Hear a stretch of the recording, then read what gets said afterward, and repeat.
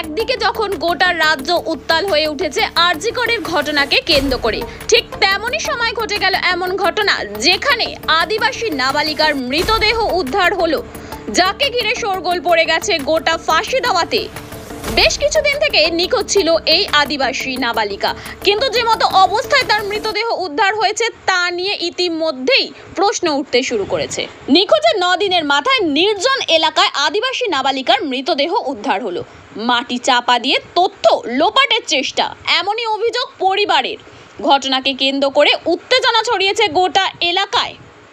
যখন গোটা রাজ্য জুড়ে বিভিন্ন জায়গায় প্রতিদিনই বিভিন্ন বিক্ষোভ মিছিল দেখা যাচ্ছে, এ মতো অবস্থায় আবারও ঘটে গেল এমন ঘটনা যাকে ঘিরে একেবারেই উত্তেজনা ছড়িয়েছে ফাঁসি দেওয়াতে। আদিবাসী নাবালিকার মৃতদেহ উদ্ধার হয়েছে। নিখোঁজের 9 দিন পর চা বাগানের নালায় মৃতদেহ উদ্ধার ঘিরে শোরগোল। ফাঁসি দেওয়া চা বাগানের গিরমিট লাইনে চা শ্রমিকেরা পাতা তোলার সময় মৃতদেহ দেখতে পান। 9ম শ্রেণীর এই নাবালিকা গত 18ই আগস্ট থেকে নিখোঁজ ছিলেন। ঘোষপুকুর ফাঁড়িতে নিখোঁজের অভিযোগও দায়ের করে পরিবারের পক্ষ থেকে। তবে একদিন না একদিন মেয়ে ফিরে আসবেই এমনই আশা ছিল পরিবারের সদস্যদের। তবে 9 দিন পর মৃতদেহ উদ্ধার হবে তা ভাবতেই পারেনি পরিবারের লোকেরা, এমনই জানা গেছে পরিবার সূত্রে। আরজি করের ইস্যুতে ইতিমধ্যেই তোলপাড় রাজ্য রাজনীতি।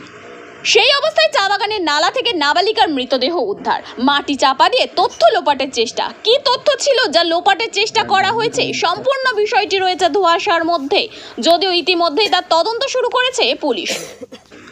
স্বয়ং জেলা পুলিশ সুপার ঘটনাস্থলে পরিস্থিতি পর্যবেক্ষণ করছেন, সঙ্গে রয়েছে একাধিক উচ্চপদস্থ আধিকারিকরাও। মৃতদেহ 100 মিটার কর্তন করা হয়েছে। মৃত্যুর কারণ জানতে ফরেনসিক টিমও ঘটনাস্থলে কাজ শুরু করেছে। ডগ স্কোয়াডের মাধ্যমে তদন্ত করা যেতে পারে বলে পুলিশ সূত্রে জানা গেছে। ঘটনার খবর চাউর হতেই স্থানীয়রা ভিড় জমিয়েছে ঘটনাস্থলে। তবে মৃত্যুর কী কারণে ঘটেছে তা এখনো পর্যন্ত স্পষ্ট না। নিখোঁজ নাবালিকার মৃত্যু কিভাবে হলো তা নিয়ে প্রশ্ন তুলছে স্থানীয়রা।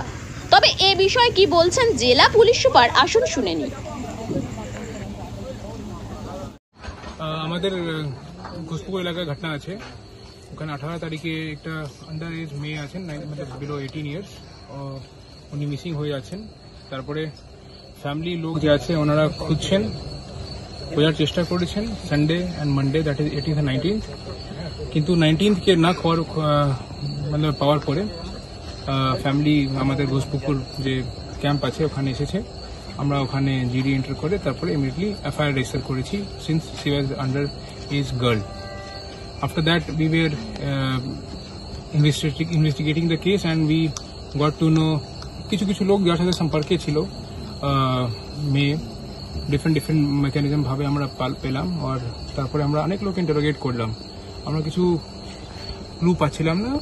তো আজকে হঠাৎ করে আমরা খবর পেয়েছি ইভিনিংয়ে কি একটা বডি এই গার্ডেনে পাওয়া গিয়েছে। ইমিডিয়েটলি আমাদের টিম যে আছে পুলিশের ওটা পৌঁছে গেছে, এরিয়াকে আমরা কর্ডন অফ করে দিয়েছি। ইমিডিয়েটলি আমরা RFSL শিলিগুড়ি থেকে লোককে ডাকিয়েছি, আমার সাথে ম্যাডাম আছেন RFSL থেকে।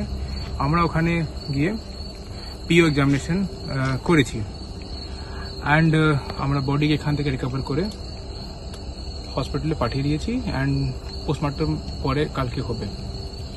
After getting the postmortem report and the opinion of the PO visit of the forensic expert after the PO visit, we will conclusively tell कि क्या हुआ है। and in the meantime हम इन्वेस्टिगेट कर रहे हैं इस केस में कौन इन्वॉल्व। कुछ लोग हम लोगों ने जो इस महिला के इस बच्ची के साथ पहले से संपर्क में थे उनको हम इंटरोगेट कर रहे हैं। कुछ क्लू मिलेगा तो हम जल्दी जल्दी जो अक्यूज्ड है उसको पकड़ने की कोशिश करेंगे। यदि रेप करा হয়েছে definitely the law will take its own course। যে রেপ আইন মধ্যে ব্যবস্থা আছে, definitely we will look into that and we will take action according to that only। ठीक है, thank you sir।